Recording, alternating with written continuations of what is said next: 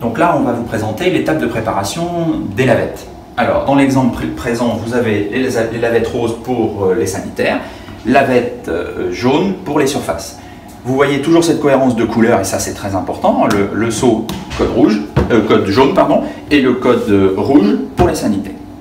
Dans cette configuration, alors, généralement, on parle d'une vingtaine de lavettes, 20 lavettes à mettre dans les seaux, dans chacun des seaux, puisqu'ils sont configurés comme ça.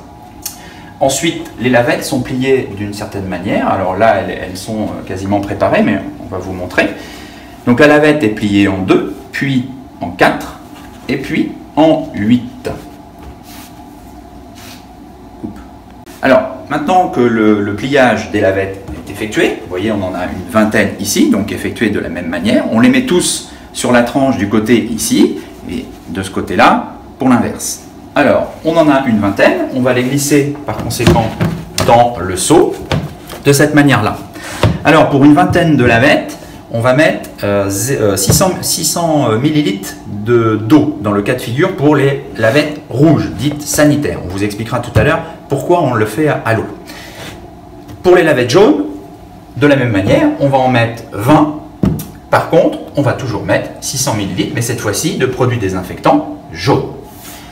Alors, le dosage au niveau des lavettes, au niveau de l'eau, eh bien, vous pouvez utiliser un pulvérisateur vide dans lequel un pulvérisateur fait 750 ml. Donc, au niveau de l'étiquette environ, on est aux environs des 600 ml voulus. Comment on va procéder? Alors, une fois que les lavettes sont mises en position, on va utiliser la moitié des 600 ml pour répartir la solution sur les lavettes en question.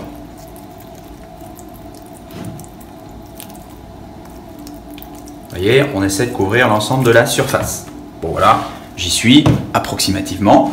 Ensuite, opération pour retourner les lavettes, ce qui peut se comprendre puisque on va imprégner les lavettes sur le dessus à nouveau. Et là, on finit la deuxième partie de l'eau, puisque là, on est toujours dans le processus de mettre de l'eau. Voilà, on attend quelques minutes. On va retourner voilà.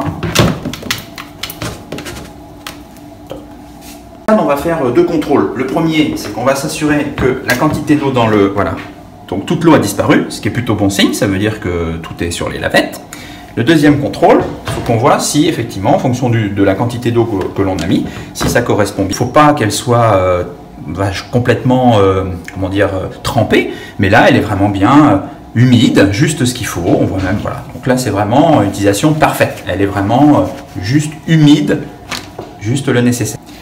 Opération similaire pour la partie lavette jaune, de la même manière, sauf que cette fois-ci, on va mettre 600 ml de produits désinfectants directement.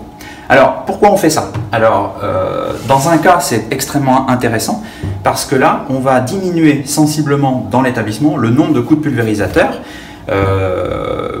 que vous utilisez habituellement pour mettre le produit sur la lavette.